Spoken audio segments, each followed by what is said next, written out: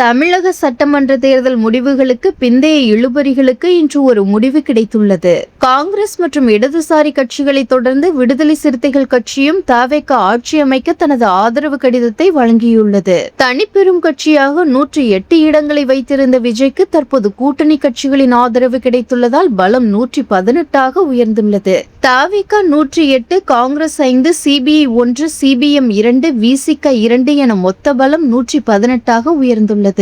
திமுக கூட்டணியில் நீடிப்பதா அல்லது தவேகவிற்கு ஆதரவு அளிப்பதா என தீவிர ஆலோசனையில் இருந்த விசிக தலைவர் திருமாவளவன் இறுதியில் ஆட்சி மாற்றத்திற்கு ஆதரவாக தனது நிலைப்பாட்டை எடுத்துள்ளார். ஏவே வேலுவுடனான ரகசிய சந்திப்பு மற்றும் மல்லிகார்ஜுன கார்கேவின் தொலைபேசி அழைப்பு என பல கட்ட நகர்வுகளுக்கு பிறகு மக்களின் தீர்ப்பை மதித்து இந்த முடிவை விசிக எடுத்துள்ளதாகவும் தகவல் வெளியாகியுள்ளது. இன்னும் சற்று நேரத்தில் தவேக தலைவர் விஜய் ராஜ்பவனில் ஆளுநர் RV அர்லேகரை சந்திக்க உள்ளார். அப்போது தன்னுடன் கூட்டணி வைத்துள்ள கட்சிகளின் 120 MLAக்களின் ஆதரவு கடிதங்களையும் அவர் ஆளுநரிடம் சமர்ப்பிக்க உள்ளார்.